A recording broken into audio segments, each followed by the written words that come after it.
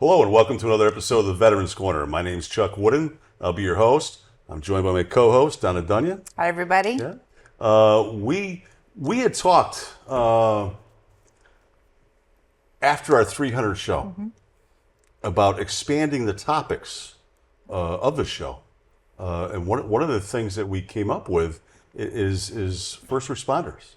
Yes. First responders, many first responders, no matter what field you're in, have gone, they're veterans. Mm-hmm. So, this is our very first show that we're going to be talking about the transition between the military and first responders. Yeah. And Cody, it's great to have you here. Cody Ferreira. Yep. Yes, sir. You're the first person we're going to be talking to on the first responder status, and it's an honor to have you here. It's an honor to be here. It really is. Veteran? Yes, sir. Yep. Well, Army veteran. Yes. Yep. 2013 to you're still in. I am. Yep. Still presently in. I enlisted while I was in high school, and upon graduation, went off, did basic training and all that jazz, and it's been an adventure since. Yeah. Well, it's an honor to have you here. On behalf of the Veterans Corner, the viewers want to thank you for your service. And we have another face here, which is no stranger to the show. She wears many hats. Kat Zigwolf, Katrina. Hello. Sometimes cast, sometimes crew. It's Booker, jack of all trades here, and also co-host. So it's great to have you at the desk. Thank you. Veteran? Yes. Army veteran?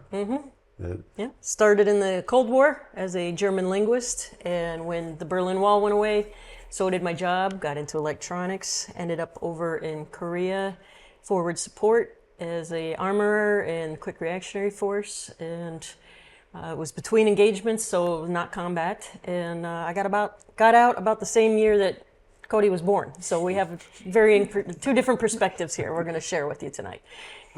And the reason why you're here is because you happen to be a first responder also. I am also a firefighter, yes.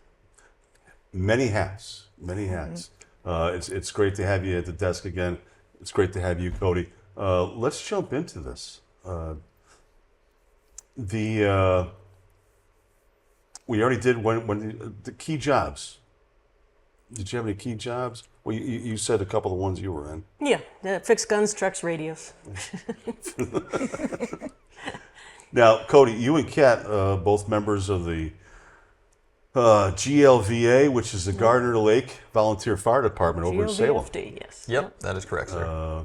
When did you join, and what are some of the key jobs that you've had as a firefighter down there in Salem? So I joined back in 2016. I started there as a, kind of entry-level firefighter, if you will. I hadn't gone through any of the actual trainings at that point. So how it works is you sign up, you show up to a few trainings, you figure out if you like it, and then from there it's about scheduling you to get your firefighter 1, your firefighter 2. If you're interested in EMS side of things, emergency medical services, you go through and get like your EMT or your EMR if you want to be a little just test the waters. So yeah, they put me through firefighter 1, I went through firefighter 2, I got my EMT, and I've been a firefighter EMT with them since. So initially when I started, I said, I don't want anything to do with the medical field, right? Because everybody does. Medicine's like, I want to do the cool action stuff. Yeah. And I actually learned, through going through a couple different calls and working there and volunteering there, I was like, this actually is kind of interesting, And at the time, I was when I initially enlisted in the Army, I was an aircraft mechanic. And I said, well, I'm not really getting the reward from this whole aircraft mechanic thing. I enjoy wrenching, but I wanted something different. And so that kind of led me to changing gears in the Army and becoming a medic and then eventually a flight medic. My biggest change was I wanted to know why I did things, right? So, why as an EMT, when I see, see A, you do B. Yeah. And so that, drove me to becoming a paramedic and getting that, higher level of critical thinking. And I really enjoy it. It's honestly one of the most rewarding experiences I've had. I was going to use the word rewarding. You get a chance to help people. It's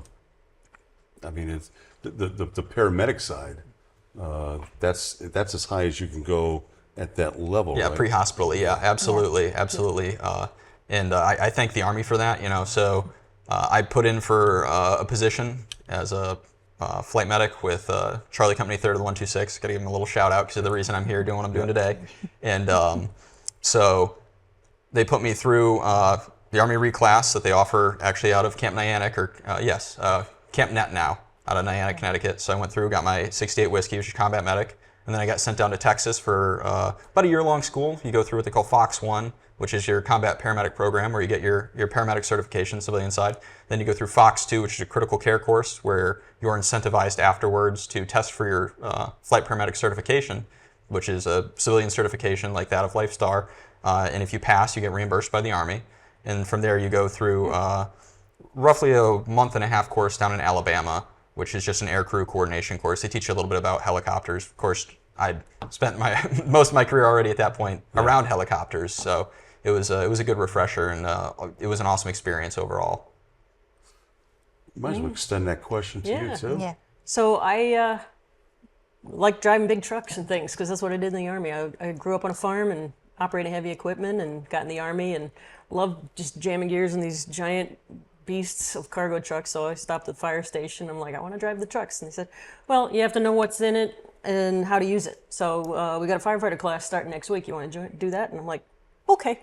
So that's how I became a firefighter. And then I got into the extrication, rope rescue, ice rescue, large animal rescue. I did the emergency medical responder. It's half the classes of the EMT and a lot less responsibility. So that's all. I just wanted to be able to save fellow firefighters because the number one killer of volunteer firefighters is cardiac event. Because we don't do it all the time. We're not in great shape. We're weekend warriors. And You're also wearing a turnout gear that how much of those? How much? Was that 50 pounds? No, it's gotten a lot better.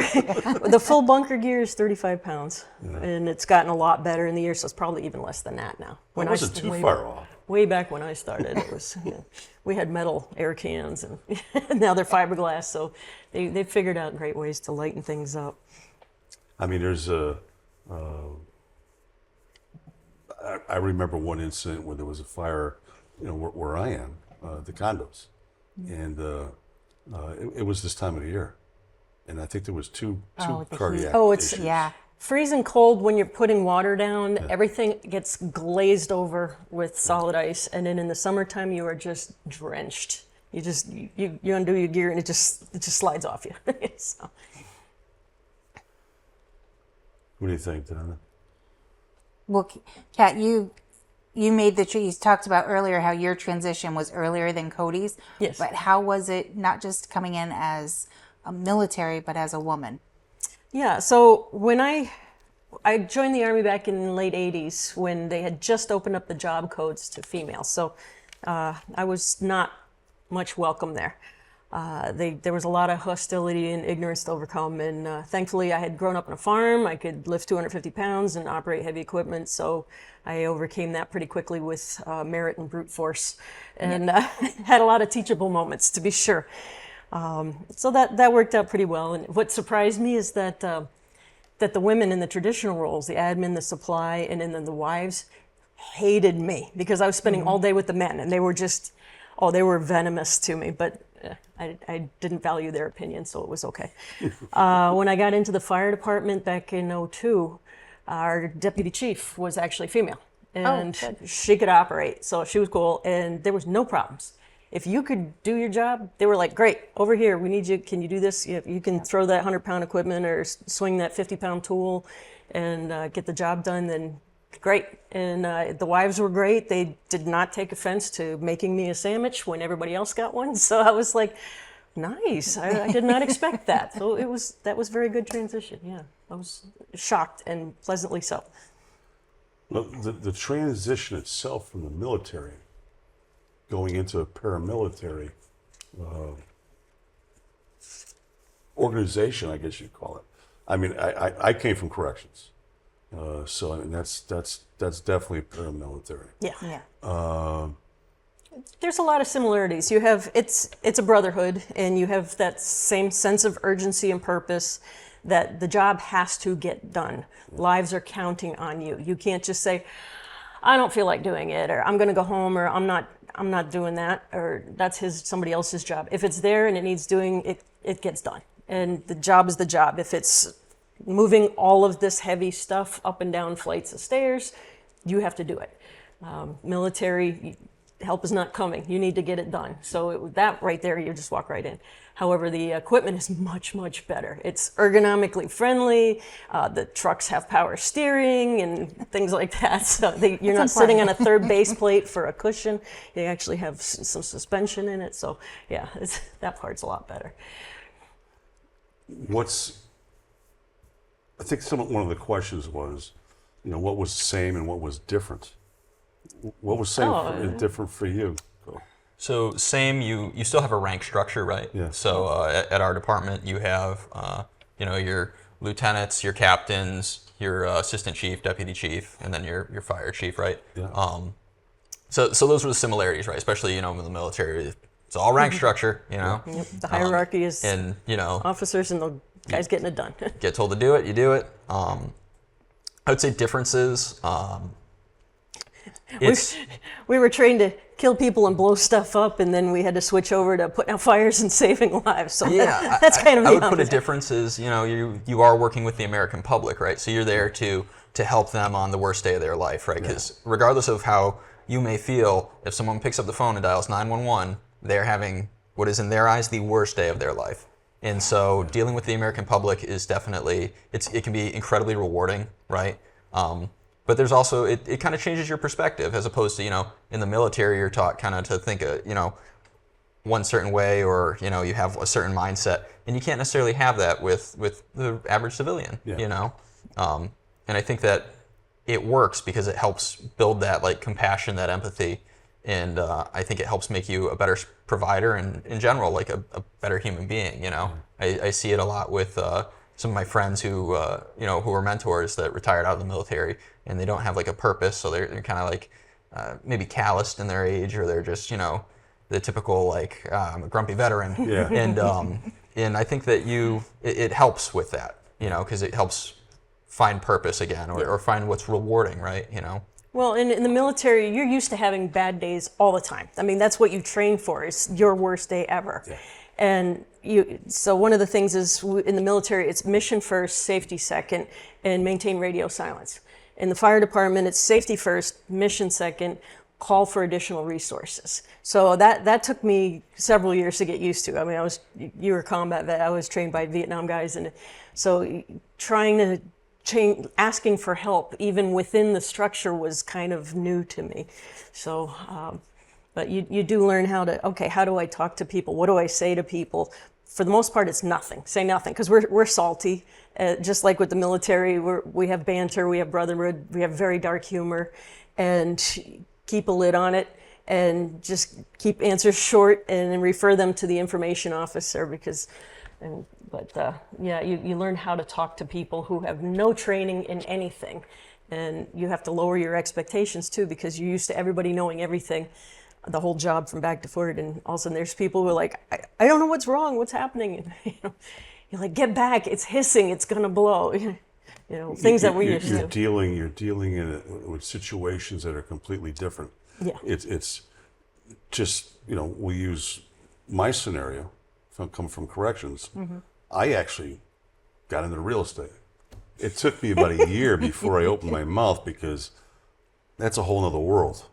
Yeah. That transition was tough. You're used to doing things this way, and now you got to talk to people and treat people differently over here. Mm-hmm. And to what you said, Cody, you've got to sit there and adjust into a more rewarding environment, instead of being that grumpy old retiree. So I can see where that there is a transition period there. Yeah. And it's not a quick transition either. I'm sure it wasn't for you guys. In the military, you're not allowed to emote. So when you're doing your job, you're part of the machine. Yeah. Whereas firefighters, people, unlike cops, people are happy to see us when we show up. So they're like, "Hey, firefighters!" And so we're, "Hey, boop boop boop," hit the siren. The kids, there's fun. There's some bragging rights, but the community is grateful. They're like, "Thank you guys for what you do," and we're like, "Oh, you're welcome." Okay, so you can learn how to accept that. Thanks. I was going to say the public perception is probably different, and even generationally. With your service, public perception was probably different for both of you. And now that you're both firefighters, you're like, oh, everybody loves me. It doesn't matter what I did. They love me because I come and put out the fire. Yeah, we'll help them out. Yeah, I think so. Cody, what would you tell another veteran who might be thinking about becoming a first responder?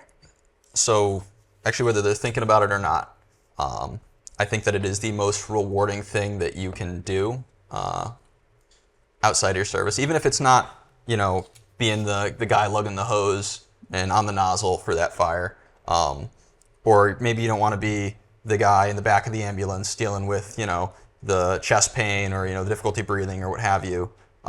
We always need support staff, right? Yeah. I can only encourage it so much. It's 70% of the nation's fire departments are volunteer. And if you look historically, I haven't found any statistics for Connecticut, but I'm going to mirror two states that are kind of close to us, one New York State. So since the 70s, they've had a 32% drop in volunteers. Pennsylvania in the 1970s had roughly 350,000 volunteers. They're now down to 70,000. A lot of times in the fire service, we refer to the well of volunteers as dwindling. And I think that is happening. I think that you see it, with when they say less than 1% of the population is serving for the military. Yeah. I think that mirrors what you see in the public service. And it's tragic. I think there's a whole bunch of reasons that is the case. But I think that a lot of it is maybe like the time commitment, the concern, or maybe I'm too old for this, or that scares me. But there's always a role to be filled, whether it's as a bookkeeper, as somebody who shows up on scene and changes bottles, oxygen bottles for rehab, or if it's, somebody, hey, I was a medic in the Army, I did it for 20 years, and well, now that'd be kind of cool. Maybe check out civilian EMS as an EMT or something like that. There's so many capacities to help. There's something for everyone, so it doesn't. We'll take everybody we can get. Absolutely. With that being said, is there an age?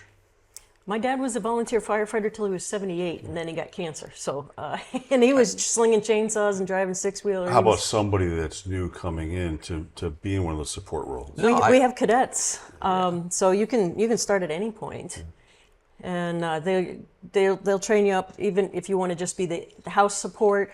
Or when I ran the fire police, I was a captain for a while, and I cross-trained all my fire police into scene support. So they would refill all of the air packs and go around and do rehab and make sure everybody had water and things like that. So many hands make light work, and make sure everybody gets home in one piece and all the stuff gets put away. We don't have hydrants where we live, so we have to bring our water. So we have miles of hose. Tankers. Yes, and it's cleaning up after a big fire is many hours of work. So, and this is on top of people's real jobs. So I think that's what big part of the volunteer drop off is, that it's a lot of work. The training has doubled since I joined 20 years ago. And there's a lot more liabilities. There's a lot more technology, things to learn. Every time they come up with a new electric car, we have to find out, how do you shut it off? Where's the battery? How do we not kill ourselves? Yeah. And just the time commitment is pretty significant. So you add that on top of your regular workload, plus since the Patriot Act, we can be late for work or miss work if we're on a call without being dinged for it. They may not pay us, but we won't get punished for it. So that's made a lot of difference for some people. So. They don't have to, your employer doesn't have to pay you if you step out for a call? Some will anyway. Some are real good hometown type people, but they're not required to pay us, but they can't punish us for being late or missing work because we're on a call. Yeah. I think that was one of the questions I always had, because we have volunteer firefighters in our town, is how do you make that work if your full-time job is out of town and you're like, you're coming from Plymouth, but you're working in Waterbury. How do you make that work to be a volunteer? Do you have to dedicate so much time that you're responsible to answer calls on the off hours Depends on your or skill. things like that? Like with my dad was one of the tanker drivers, which was a big 70,000 10-speed truck, and limited number of people could operate that thing. And so we had 4 different people who could operate that truck. So they usually covered, they picked which nights, they worked it out amongst themselves, who's going to cover on what days, and if that person was out, then they'd swap. So we had an informal coverage. Now for the EMS and the ambulance, we have a formal coverage. So you're scheduled, you have hours, you're a stipend, and all these things. But we're on call all the time if we're home and sober. So It's very important. you can't be drinking and showing up. Things you Yeah. make mistakes. Yeah. But it's, whether you're just sitting down to dinner or you just put that steak on the grill, if the tones go out and it's y'all come, you're like, oh well. Stop doing what you're doing. Turn Go the work. oven off Yep. first. Yes. Turn your own oven off and Yes. then go. Yep. And then and so we're always on call. But like if we're throwing big bonfires and stuff, we would let dispatch know so that another town, they'd know to call another town. It's Yeah. like, hey, we're all going to be having a good Busy. time over here. Yep. Offline. I know what it's All right. like to be sitting there in the middle of a dinner and all of a sudden have to forget that you're hungry and take off. Yep.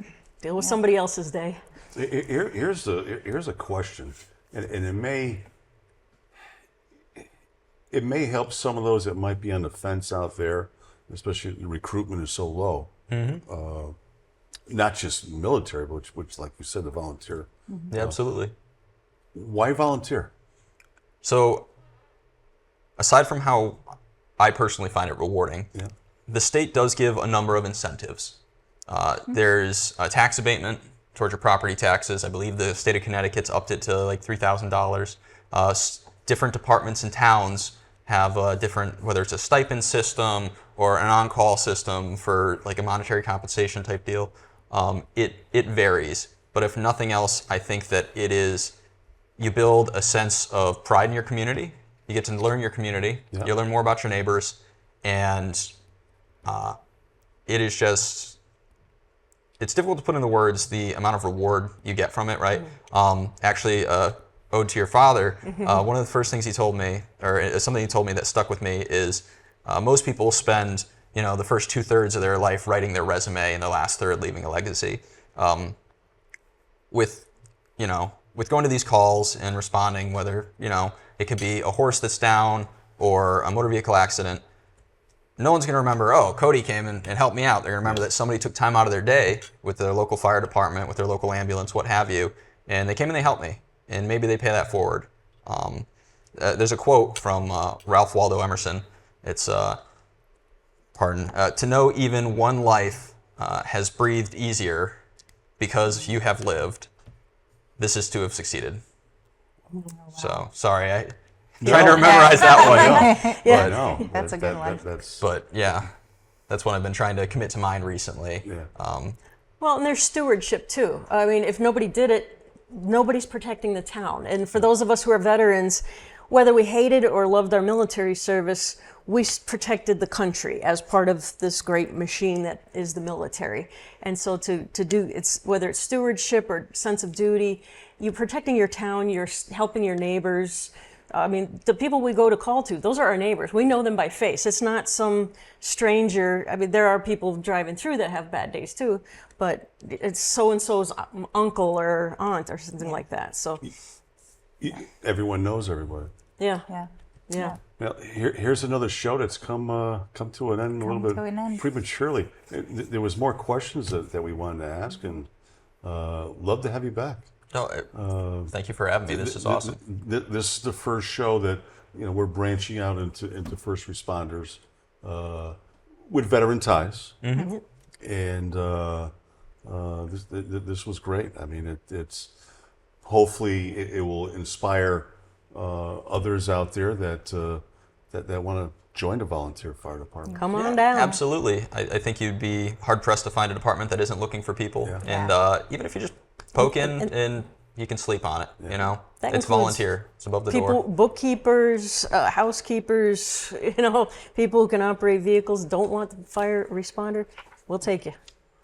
Fundraising. Want to thank you. Thank you for driving up. Kat, Always a pleasure. Thank you. Until the next time, Donna. That's it. With that being said, we want to thank the viewers for watching. Until the next time on the Veterans Corner. Good night.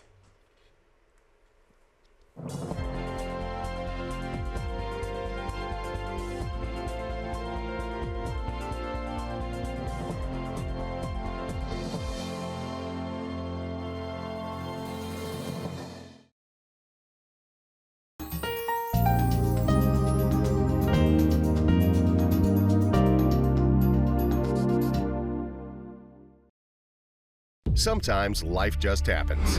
Don't worry. Farmington Motorsports will get you back on the road and at a fair price. From towing to tires, emissions to transmissions. Our ASC certified techs do it all. Farmington Motorsports is a family-run business. We're a Napa Auto Center and AAA approved. We work on all makes and models from preventative maintenance to major repairs. And every repair is backed by our 2-year, 24,000-mile nationwide warranty. When life happens to you, don't worry. Farmington Motorsports.